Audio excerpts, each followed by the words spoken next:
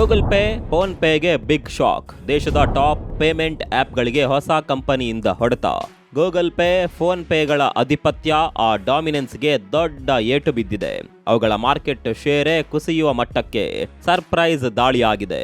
ಹೊಸ fintech company ಈಗ surprise ದಾಳಿ ಮಾಡಿದೆ. ಇದ್ಯಾವುದೋ ಪ್ರಮೋಷನಲ್ ವಿಡಿಯೋ ಅಲ್ಲ ಸ್ನೇಹಿತರೆ. ಆದರೆ ಯಾವುದೇ ಫೀಲ್ಡ್ ಆದ್ರೂ, ಎಂಥದ್ದೇ ಮಾರ್ಕೆಟ್ ಇದ್ರೂ, ಒಬ್ಬ ಹೊಸ ಆಟಗಾರನ ಎಂಟ್ರಿಯಿಂದ ದೊಡ್ಡ ಕಲಿಗಳಿಗೆ ಯಾವ ರೀತಿ ನೀರು ಕುಡಿಯುವ ಪರಿಸ್ಥಿತಿ ಬರಬಹುದು, ಮಾರ್ಕೆಟ್ನಲ್ಲಿ ಡೈವರ್ಸಿಟಿ ಹೇಗೆ ಸೃಷ್ಟಿಯಾಗಬಹುದು ಅನ್ನೋದಕ್ಕೆ ಸಾಕ್ಷಿ ಇದು.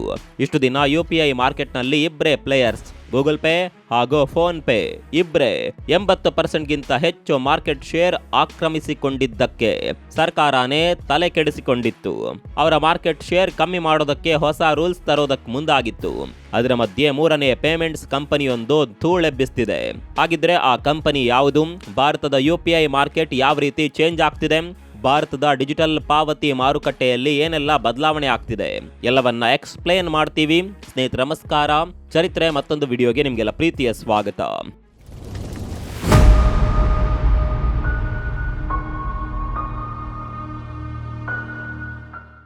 ದಿನ ಬೆಳಗಾದ್ರೆ ಟೀ ಅಂಗಡಿಯಿಂದ ಹಿಡಿದು ದೊಡ್ಡ ಮಾಲ್ಗಳಿಗೆ ಹೋದ್ರು ಎಲ್ಲ ಕಡೆ ಪೇಮೆಂಟ್ಗೆ UPI ಬೇಕು.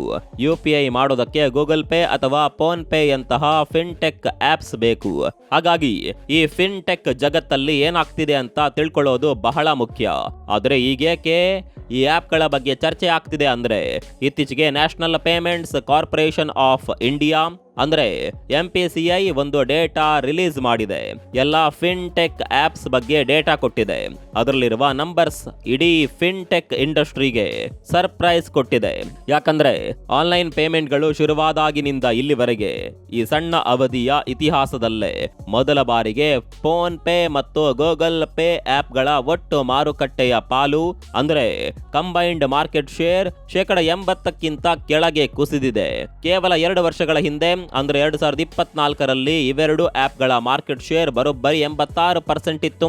ಅಂದ್ರೆ ಭಾರತದಲ್ಲಿ ನಡೆಯುವ ಪ್ರತಿ 100 UPI ಟ್ರಾನ್ಸಾಕ್ಷನ್ಗಳಲ್ಲಿ 86 ಟ್ರಾನ್ಸಾಕ್ಷನ್ಗಳು ಕೇವಲ ಇವೆರಡೇ ಆಪ್ಗಳ ಮೂಲಕ ನಡೀತಿದ್ವು. ಆದ್ರೆ ಲೇಟೆಸ್ಟ್ ರಿಪೋರ್ಟ್ಸ್ ಪ್ರಕಾರ ಇವೆರಡರ ಒಟ್ಟು ಪಾಲು ಈಗ 79%ಗೆ ಕುಸಿದಿದೆ. ಮೇಲ್ನೋಟಕ್ಕೆ ಇದು ಸಣ್ಣ ಕುಸಿತ ಅಂತ ಅನ್ಸಬಹುದು. ಆದರೆ ದಿನಕ್ಕೆ ಸಾವಿರಾರು ಕೋಟಿ ರೂಪಾಯಿ ವಹಿವಾಟು ನಡೆಯುವ UPI ಮಾರ್ಕೆಟ್ನಲ್ಲಿ 7% ಕುಸಿತ ಅಂದ್ರೆ ಅದು ಸಾಮಾನ್ಯ ವಿಷಯ ಅಲ್ಲ. ಇದು ಮಾರ್ಕೆಟ್ನ ಡುವೋಪೊಲಿ ಅಂದ್ರೆ ಎರಡೇ ಕಂಪನಿಗಳ ಆಧಿಪತ್ಯವನ್ನ ಬ್ರೇಕ್ ಮಾಡ್ತಿರುವ ಇಂಪಾರ್ಟೆಂಟ್ ಬೆಳವಣಿಗೆ. ಸದ್ಯ ಮಾರ್ಕೆಟ್ ಸ್ಥಿತಿ ಹೇಗಿದೆ ಅಂತ ನಂಬರ್ಸ್ ಸಮೇತ ನೋಡೋದಾದ್ರೆ, ಈಗಲೂ 46.2% ಮಾರ್ಕೆಟ್ ಶೇರ್ ಜೊತೆ ಫೋನ್ ಪೇ ಮೊದಲ ಸ್ಥಾನದಲ್ಲಿದೆ. ಇದು ಅಮೆರಿಕಾದ ವಾಲ್ಮಾರ್ಟ್ ಒಡೆತನದ ಕಂಪನಿ. ಜೊತೆಗೆ ಅದೇ ಅಮೆರಿಕಾದ ಗೂಗಲ್ ಒಡೆತನದ ಗೂಗಲ್ ಪೇ 32.7% ಶೇರ್ ಜೊತೆ 2ನೇ ಸ್ಥಾನದಲ್ಲಿದೆ. UPI ನಮ್ಮ ದೇಶದ್ದೇ. ಆದರೆ ಆ UPI ಪೇಮೆಂಟ್ಗೆ ಪ್ಲಾಟ್ಫಾರ್ಮ್ ಕೊಡ್ತಿರುವ 2 ದೈತ್ಯ ಕಂಪನಿಗಳು ನಮ್ಮದಲ್ಲ. ಮೊದಲು ನಮ್ಮದಾಗಿದ್ವು, ಆದರೆ ಅಮೆರಿಕನ್ ಕಂಪನಿಗಳಿಗೆ ಮಾರ್ಕೊಂಡಿದ್ದೀವಿ. ಹಾಗಿದ್ರೆ ಭಾರತದ ಪ್ಲೇಯರ್ಸೇ ಇಲ್ವಾ? ಇದ್ದಾರೆ. ಇನ್ನು ಒಂದು ಕಾಲದಲ್ಲಿ UPI ಲೋಕದ ಕಿಂಗ್ ಆಗಿದ್ದ ಭಾರತದ ಪೇಟಿಎಂ RBI ನಿರ್ಬಂಧಗಳ ನಂತರ ಭಾರಿ ಹೊಡೆತ ತಿಂದಿದ್ದು ಈಗ ಜಸ್ಟ್ 7.9% ಮಾರ್ಕೆಟ್ ಶೇರ್ ಜೊತೆ 3ನೇ ಸ್ಥಾನದಲ್ಲಿದೆ. ಜೊತೆಗೆ ಈಗ ತಾನೇ ಮಾರ್ಕೆಟ್ಗೆ ಎಂಟ್ರಿ ಕೊಟ್ಟಿರುವ ಹೊಸ ಪ್ಲೇಯರ್ಸ್ ಸಚಿನ್ ಬನ್ಸಾಲ್ ಅವರ ಭಾರತದ ನಾವಿ UPI ಮತ್ತು ಫ್ಲಿಪ್ಕಾರ್ಟ್ ಬೆಂಬಲಿತ ಸೂಪರ್ ಮನಿ ಆಪ್ಗಳು ಸರ್ಪ್ರೈಸ್ ಅನ್ನುವ ಹಾಗೆ ಜಂಟಿಯಾಗಿ 5.5% ಮಾರ್ಕೆಟ್ ಶೇರ್ ಕಬಳಿಸಿವೆ. ಇದರ ಜೊತೆ ಕೇಂದ್ರ ಸರ್ಕಾರದ ಭೀಮ್ ಆಪ್ ಕೂಡ ತನ್ನ ಪಾಲನ್ನ 5 ಪಟ್ಟು ಇಂಪ್ರೂವ್ ಮಾಡಿಕೊಂಡು 1%ಗೆ ತಲುಪಿದೆ. ವಾಟ್ಸಪ್ ಪೇ ಕೂಡ ಸದ್ದಿಲ್ಲದೆ ರೇಸ್ನಲ್ಲಿ ಮುನ್ನುಗ್ತಿದೆ. ಮುಖ್ಯವಾಗಿ ಸೂಪರ್ ಮನಿ ಆಪ್ ಯಾಕೆ ಬಹಳ ಪಾಪ್ಯುಲರ್ ಆಗ್ತಿದೆ ಅನ್ನೋದನ್ನ ನೋಡೋಣ. ಅದಕ್ಕಿಂತ ಮುಂಚೆ ಫಿನ್ಟೆಕ್ ಮಾರ್ಕೆಟ್ನಲ್ಲಿ ಆಗ್ತಿರುವ ಈ ಬದಲಾವಣೆ ಹಿಂದೆ ಕೇವಲ ಹೊಸ ಆಪ್ಗಳ ಶ್ರಮ ಅಷ್ಟೇ ಅಲ್ಲ, ಇದರ ಹಿಂದೆ ಸರ್ಕಾರದ ಒಂದು ಮಾಸ್ಟರ್ ಪ್ಲಾನ್ ಕೂಡ ಕೆಲಸ ಮಾಡ್ತಿದೆ. ನಿಮಗೆ ಗೊತ್ತಿರುವ ಹಾಗೆ ನಮ್ಮ ದೇಶದಲ್ಲಿ ಡಿಜಿಟಲ್ ಪೇಮೆಂಟ್ ವ್ಯವಸ್ಥೆಯನ್ನ ನಿರ್ವಹಿಸೋದು NPCI. ಈ NPCIಗೆ ಇತ್ತೀಚೆಗೆ ಒಂದು ದೊಡ್ಡ ಭಯ ಶುರುವಾಗಿತ್ತು. ದೇಶದ ಪೇಮೆಂಟ್ ಸಿಸ್ಟಮ್ ಕೇವಲ 1-2 ಖಾಸಗಿ ಕಂಪನಿಗಳ ಕೈಯಲ್ಲಿರಬಾರ್ದು, ಅದರಲ್ಲೂ ಫೋನ್ ಪೇ, ಗೂಗಲ್ ಪೇ ನಂತಹ ವಿದೇಶಿ ಮೂಲದ ಕಂಪನಿಗಳ ಕಂಟ್ರೋಲ್ನಲ್ಲಿ ಇರಬಾರ್ದು ಅನ್ನುವ ಭಯ ಇತ್ತು. ಇದೇ ಕಾರಣಕ್ಕೆ 30% ಮಾರ್ಕೆಟ್ ಕ್ಯಾಪ್ ರೂಲ್ಸ್ ತರೋದಕ್ಕೆ ಕೂಡ ಸರ್ಕಾರ ಮುಂದಾಗಿದೆ. ಇದೇನಂದ್ರೆ ಯಾವುದೇ ಒಂದು ಸಿಂಗಲ್ UPI ಆಪ್ ಇಡೀ ಮಾರುಕಟ್ಟೆಯ ಒಟ್ಟು ಟ್ರಾನ್ಸಾಕ್ಷನ್ಗಳಲ್ಲಿ 30% ಹೆಚ್ಚು ಪಾಲನ್ನ ಹೊಂದುವಂತಿಲ್ಲ ಅನ್ನೋದು ಈ ಹೊಸ ರೂಲ್ಸ್. ಸೊ ಮಾರ್ಕೆಟ್ನಲ್ಲಿ ಮೊನೋಪಲಿ ಡುವೋಪಲಿ ಬರಬಾರ್ದು ಅನ್ನೋ ಕಾರಣಕ್ಕೆ ಈ ರೂಲ್ಸ್ ಅನ್ನ ಪ್ಲಾನ್ ಮಾಡಿದ್ದಾರೆ. ಯಾಕಂದ್ರೆ ನೀವೇ ಯೋಚನೆ ಮಾಡಿ, ಫೋನ್ ಪೇ ಹತ್ರ 46% ಗಿಂತ ಜಾಸ್ತಿ ಶೇರ್ ಇದೆ, ಗೂಗಲ್ ಪೇ ಹತ್ರ 32% ಗಿಂತ ಜಾಸ್ತಿ ಇದೆ. ಅಂದ್ರೆ ಇವೆರಡು ಕಂಪನಿ ಈಗಾಗಲೇ 30% ಲಿಮಿಟ್ ಗಿಂತ ತುಂಬಾ ಮುಂದೆ ಇವೆ. ಹೀಗೆ ಕಂಟಿನ್ಯೂ ಆದ್ರೆ ಮುಂದೆ ಈ ಕಂಪನಿಗಳು ಪ್ಲಾಟ್ಫಾರ್ಮ್ ಫೀಸ್ ಹೆಸರಲ್ಲಿ ಹಣ ಮಾಡೋದಕ್ಕೆ ಶುರು ಮಾಡಬಹುದು. ಅದಾಗಬಾರ್ದು ಅಂತಾನೆ 30% ರೂಲ್ಸ್ ತಂದು ಅದನ್ನ ಜಾರಿ ಮಾಡೋದಕ್ಕೆ 6 ತಿಂಗಳು ಟೈಮ್ ಕೊಟ್ಟಿದ್ರು. ಹೀಗಾಗಿ ಗೂಗಲ್ ಪೇ ಮತ್ತು ಫೋನ್ ಪೇ ಕಂಪನಿಗಳೇ ತಮ್ಮ ಟ್ರಾನ್ಸಾಕ್ಷನ್ ವೇಗವನ್ನ ಸ್ವಲ್ಪ ಮಟ್ಟಿಗೆ ಕಂಟ್ರೋಲ್ ಮಾಡಬೇಕಾದ ಪರಿಸ್ಥಿತಿ, ಅಥವಾ ಹೊಸ ಗ್ರಾಹಕರನ್ನ ಅತಿ ವೇಗವಾಗಿ ಸೇರಿಸಿಕೊಳ್ಳೋದನ್ನೇ ಕಡಿಮೆ ಮಾಡಬೇಕಾದ ಅನಿವಾರ್ಯತೆ ಎದುರಾಗಿದೆ. ಜೊತೆಗೆ ಇದೇ ಗ್ಯಾಪ್ ನಲ್ಲಿ ಹೊಸ ಆಪ್ಗಳಿಗೆ ದೊಡ್ಡ ಲಾಟರಿ ಹೊಡೆದಿದೆ. ಸರ್ಕಾರ ಅಂದುಕೊಂಡ ರೀತಿಯಲ್ಲೇ ಈಗ ಡಿಯೋಪೊಲಿ ಬ್ರೇಕ್ ಆಗ್ತಾ ಇದೆ. ಸರ್ಕಾರ ಈ ರೂಲ್ಸ್ ಜಾರಿಗೆ ರೆಡಿ ಆಗ್ತಿದ್ದ ಹಾಗೆ ಈ ಟೈಮಿಂಗ್ ಹಾಗೂ ಮಾರ್ಕೆಟ್ನಲ್ಲಿದ್ದ ವ್ಯಾಕ್ಯೂಮ್ ಇವೆರಡನ್ನ ಸರಿಯಾಗಿ ಬಳಸಿಕೊಂಡಿದ್ದು ಫ್ಲಿಪ್ಕಾರ್ಟ್. ಯಾವುದೇ ಫೀಲ್ಡ್ನಲ್ಲಿ ಸಕ್ಸಸ್ ಆಗಬೇಕಾದ್ರೆ ಟೈಮಿಂಗ್ ತುಂಬಾನೇ ಮುಖ್ಯ. ಆ ಟೈಮಿಂಗ್ ಅನ್ನ ಸೂಪರ್ ಮನಿ ಅನ್ನುವ ಹೊಸ ಫಿನ್ಟೆಕ್ ಆಪ್ ಪರ್ಫೆಕ್ಟ್ ಆಗಿ ಕ್ಯಾಚ್ ಮಾಡ್ಕೊಂಡಿದೆ.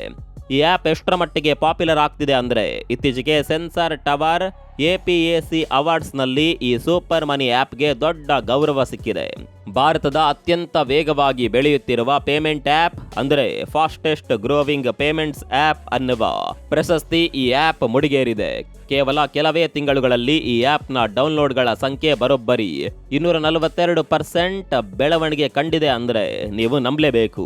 ಭಾರತದಂತಹ ಅತಿ ದೊಡ್ಡ ಕಾಂಪಿಟೇಟಿವ್ ಫಿನ್ಟೆಕ್ ಮಾರ್ಕೆಟ್ನಲ್ಲಿ ಗೂಗಲ್ ಪೇ ಮತ್ತು ಫೋನ್ ಪೇ ಯಂತಹ ದೈತ್ಯರು ಕಣ್ಣು ಬಿಟ್ಕೊಂಡು ಕೂತಿರುವಾಗಲೇ ಈ ಮಟ್ಟದ ಗ್ರೋತ್ ಕಾಣೋದು ಸುಲಭದ ಮಾತಲ್ಲ. ಅದರಲ್ಲೂ ಫ್ಲಿಪ್ಕಾರ್ಟ್ ಭಾರತದ ಇ ಕಾಮರ್ಸ್ ಲೋಕದಲ್ಲಿ ದೊಡ್ಡ ಹೆಸರು ಅನ್ನೋದು ನಿಮ್ಗೆ ಗೊತ್ತು. ಫೋನ್ ಪೇ ಕೂಡ ಫ್ಲಿಪ್ಕಾರ್ಟ್ ನ ಭಾಗವೇ ಆಗಿತ್ತು. ಆದ್ರೆ ಆಮೇಲೆ ಫ್ಲಿಪ್ಕಾರ್ಟ್ ನ ಓನರ್ಸ್ ಆಗಿರುವ ವಾಲ್ಮಾರ್ಟ್ ನವರೇ ಫೋನ್ ಪೇ ನ ಮೆಜಾರಿಟಿ ಶೇರ್ ಗಳನ್ನ ತೆಗೆದುಕೊಂಡ್ರು. ಸೊ ಒಂದು ಆಪ್ ಹೋದ್ಮೇಲೆ ಇನ್ನೊಂದು ಫಿನ್ಟೆಕ್ ಆಪ್ ಅನ್ನ ಅದೇ ಫ್ಲಿಪ್ಕಾರ್ಟ್ ಪ್ರಮೋಟ್ ಮಾಡ್ತಿದೆ. ಈ ಸೂಪರ್ ಮನಿಯ ಸ್ಥಾಪಕರು ಕೂಡ ಇಂಡಿಯನ್ಸೇ, ಪ್ರಕಾಶ್ ಶಿಕಾರಿಯಾ ಅನ್ನೋರು ಶುರು ಮಾಡಿದ್ದು. ಆದ್ರೆ ಈಗ ಫ್ಲಿಪ್ಕಾರ್ಟ್ ಸೂರಿನ ಕೆಳಗೆ ಆಪರೇಟ್ ಆಗ್ತಿದೆ. ಈ ಆಪ್ ಮೂಲಕ ಫ್ಲಿಪ್ಕಾರ್ಟ್ ತನ್ನದೇ ಆದ ಸ್ವಂತ ಫಿನ್ಟೆಕ್ ಸಾಮ್ರಾಜ್ಯ ಕಟ್ಟೋದಕ್ಕೆ ಮರುಪ್ರವೇಶ ಮಾಡ್ತಿದೆ. ಆದರೆ ಮಾರ್ಕೆಟ್ನಲ್ಲಿ ಈಗಾಗಲೇ 106 UPI ಆಪ್ಸ್ ಇವೆ. ಎಲ್ಲ ಮೇನ್ ಬ್ಯಾಂಕ್ಗಳದ್ದು ಕೂಡ ತಮ್ಮದೇ ಆದ ಪೇಮೆಂಟ್ಸ್ ಆಪ್ಸ್ ಇವೆ. ಹೀಗಿದ್ದಾಗ ಈ ಸೂಪರ್ ಮನಿ ಆಪ್ ಮಾತ್ರ ಯಾಕಿಷ್ಟು ಸಕ್ಸಸ್ ಆಗ್ತಿದೆ? ಇದರಲ್ಲಿ ಅಂತದ್ದೇನಿದೆ ಸ್ಪೆಷಾಲಿಟಿ? ಇದಕ್ಕೆ ಮುಖ್ಯ ಕಾರಣ ಈ ಕಂಪನಿ ಮಾಡಿರುವ ಕಸ್ಟಮರ್ ಟಾರ್ಗೆಟಿಂಗ್ ಮತ್ತು ಅವರು ಕೊಡ್ತಿರುವ ಫೀಚರ್ಸ್. ರಿಪೋರ್ಟ್ಸ್ ಪ್ರಕಾರ ಈ ಆಪ್ ಬಳಸೋರಲ್ಲಿ ಬರೋಬ್ಬರಿ 72% ಗ್ರಾಹಕರು 30 ವರ್ಷಕ್ಕಿಂತ ಕಡಿಮೆ ವಯಸ್ಸಿನವರು, ಅಂದ್ರೆ ಯುವ ಪೀಳಿಗೆ ಜೆನ್ಜಿ ಗ್ರಾಹಕರು. ಜೊತೆಗೆ ಇದರಲ್ಲಿರುವ 50% ಗಿಂತ ಹೆಚ್ಚಿನ ಯೂಸರ್ಸ್ ಮೆಟ್ರೋ, ಭಾರತದ 2ನೇ ಮತ್ತು 3ನೇ ಹಂತದ ಅಂದ್ರೆ ಟೈರ್ 2 ಮತ್ತು ಟೈರ್ 3 ಟೌನ್ಗಳು ಹಾಗೂ ಗ್ರಾಮೀಣ ಭಾಗಕ್ಕೆ ಸೇರಿದ ಯುವಕರು. ಈ ಯುವ ಪೀಳಿಗೆಯನ್ನ ಸೆಳೆಯೋದಕ್ಕೆ ಸೂಪರ್ ಮನಿ ಒಂದು ಸೂಪರ್ ಪ್ಲಾನ್ ಮಾಡಿದೆ. ಅದೇನಂದ್ರೆ ಕ್ರೆಡಿಟ್ ಮತ್ತು UPI ಸಮ್ಮಿಲನ. ಇವತ್ತಿನ ಯುವಕರಿಗೆ ಕ್ರೆಡಿಟ್ ಕಾರ್ಡ್ ಬೇಕು, ಆದರೆ ಬ್ಯಾಂಕ್ಗಳು ಈಸಿಯಾಗಿ ಕ್ರೆಡಿಟ್ ಕಾರ್ಡ್ ಕೊಡೋದಿಲ್ಲ. ಯಾಕಂದ್ರೆ ಅವರಿಗೆ ಯಾವುದೇ ಕ್ರೆಡಿಟ್ ಸ್ಕೋರ್ ಅಥವಾ ಸಿಬಿಲ್ ಸ್ಕೋರ್ ಇರೋದಿಲ್ಲ. ಇದಕ್ಕೆ ಈ ಆಪ್ ಒಂದು ಪರಿಹಾರ ತಂದಿದೆ. ಜಸ್ಟ್ ₹100 ಇಟ್ಕೊಂಡು ಅಷ್ಟು ಸಣ್ಣ ಮೊತ್ತದ ಫಿಕ್ಸ್ ಡೆಪಾಸಿಟ್ ಇಟ್ಟು ಡಿಜಿಟಲ್ ರೂಪೇ ಕ್ರೆಡಿಟ್ ಕಾರ್ಡ್ ಅನ್ನ ಇನ್ಸ್ಟೆಂಟ್ ಆಗಿ ಕೊಡ್ತಿದ್ದಾರೆ. ಇದರ ಜೊತೆಗೆ ಇಷ್ಟು ದಿನ ಬೇರೆ ಆಪ್ಗಳು ಕೇವಲ ಸ್ಕ್ರಾಚ್ ಕಾರ್ಡ್ ಕೊಟ್ಟು ಅದರಲ್ಲಿ ಬೆಟರ್ ಲಕ್ ನೆಕ್ಸ್ಟ್ ಟೈಮ್ ಅಂತ ಕೊಡ್ತಿದ್ರೆ, ರಿಡೀಮ್ ಮಾಡ್ಕೊಳ್ಳುವಾಗ ಕಾಸ್ಟ್ಲಿ ರಿವಾರ್ಡ್ಗಳನ್ನು ಕೊಡ್ತಿದ್ರೆ, ಈ ಆಪ್ ಮಾತ್ರ ಪ್ರತಿ ಬಾರಿ ಪೇಮೆಂಟ್ ಮಾಡಿದಾಗಲೂ ರಿಯಲ್ ಕ್ಯಾಶ್ ಬ್ಯಾಕ್ ಆಫರ್ ಮಾಡುವ ಮೂಲಕ ಗ್ರಾಹಕರನ್ನ ತನ್ನತ್ತ ಸೆಳೆದುಕೊಳ್ತಿದೆ. ಫೇಕ್ ರಿವಾರ್ಡ್ ಬದಲು ರಿಯಲ್ ರಿವಾರ್ಡ್ ಕೊಟ್ಟು ಕಸ್ಟಮರ್ಸ್ ಅನ್ನ ಸೆಳೆಯುವ ಸ್ಟ್ರಾಟರ್ಜಿ ಪ್ಲೇ ಮಾಡ್ತಿದೆ. ಇದೇ ಕಾರಣಕ್ಕೆ ಪ್ರತಿ ಕ್ವಾರ್ಟರ್ನಲ್ಲೂ ಇದನ್ನ ಬಳಸೋರ ಸಂಖ್ಯೆ ಬಹಳ ವೇಗವಾಗಿ ಜಾಸ್ತಿ ಆಗ್ತಿದೆ. ಇನ್ನು ಇದ್ರ ಜೊತೆಗೆ ನಾವಿ UPI ಇತ್ತೀಚೆಗೆ IPL ನಲ್ಲಿ ಭರ್ಜರಿ ಪ್ರಮೋಷನ್ ಕ್ಯಾಂಪೇನ್ ಮಾಡಿದ್ರಲ್ಲ, ಇದು pure Indian platform. Sachin Bansal ಹಾಗೂ ಅಂಕಿತ್ ಅಗರ್ವಾಲ್ ಅನ್ನೋರು ಕಟ್ಟಿರುವ ಕಂಪನಿ. ಇವರು ಕೂಡ ಮೇಜರ್ UPI ಪ್ಲೇಯರ್ ಆಗಿ ಬದಲಾಗ್ತಿದ್ದಾರೆ. ಸೊ ಸೊ ಈ ಎಲ್ಲ ಬೆಳವಣಿಗೆಗಳನ್ನ ಗಮನಿಸಿದ್ರೆ ಭಾರತದ UPI ಮಾರ್ಕೆಟ್ ಭವಿಷ್ಯ ಮುಂದಿನ ದಿನಗಳಲ್ಲಿ ಕಂಪ್ಲೀಟ್ ಆಗಿ ಚೇಂಜ್ ಆಗುವ ಮುನ್ಸೂಚನೆ ಸಿಕ್ಕಿದೆ. ಇಷ್ಟು ದಿನ ಕೇವಲ ಇಬ್ಬರೇ ಆಟಗಾರರ ನಡುವೆ ಪೈಪೋಟಿ ಇತ್ತು, ಆದ್ರೆ ಈಗ ಮಲ್ಟಿಪ್ಲೇಯರ್ ಗೇಮ್ ಆಗಿ ಬದಲಾಗ್ತಿದೆ. ಇದು ಬಹಳ ಒಳ್ಳೆ ಬೆಳವಣಿಗೆ. ಯಾಕಂದ್ರೆ ಜಾಸ್ತಿ ಪ್ಲೇಯರ್ಸ್ ಇದ್ದಷ್ಟು ಜನರಿಗೆ ಜಾಸ್ತಿ ಆಪ್ಷನ್ ಇರುತ್ತೆ, ಇನೋವೇಷನ್ಗೆ ಜಾಸ್ತಿ ಸ್ಕೋಪ್ ಇರುತ್ತೆ. ಹೊಸ ಕಂಪನಿಗಳು ಮಾರುಕಟ್ಟೆಗೆ ಲಗ್ಗೆ ಇಟ್ಟಾಗ ಹಳೆ ಕಂಪನಿಗಳು ಕೂಡ ತಮ್ಮ ಸರ್ವಿಸಸ್ನ ಇನ್ನಷ್ಟು ಇಂಪ್ರೂವ್ ಮಾಡಬಹುದು, ಹೊಸ ಫೀಚರ್ಗಳನ್ನು ಕೊಡಬಹುದು. ಇನ್ನೊಂದು ವಿಚಾರ ಏನಂದ್ರೆ ಫೈನಾನ್ಷಿಯಲ್ ಇನ್ಕ್ಲೂಷನ್, ಅಂದ್ರೆ ಟೈರ್ 2, ಟೈರ್ 3 ನಗರಗಳ ಯುವಕರಿಗೆ ಈಸಿಯಾಗಿ ಸಣ್ಣ ಸಾಲ ಮತ್ತು ಕ್ರೆಡಿಟ್ ಕಾರ್ಡ್ ಸೌಲಭ್ಯ ಸಿಗೋದ್ರಿಂದ ಸಣ್ಣ ಉದ್ಯಮಗಳು ಬೆಳೆಯೋದಕ್ಕೆ ಹೆಲ್ಪ್ ಆಗಬಹುದು.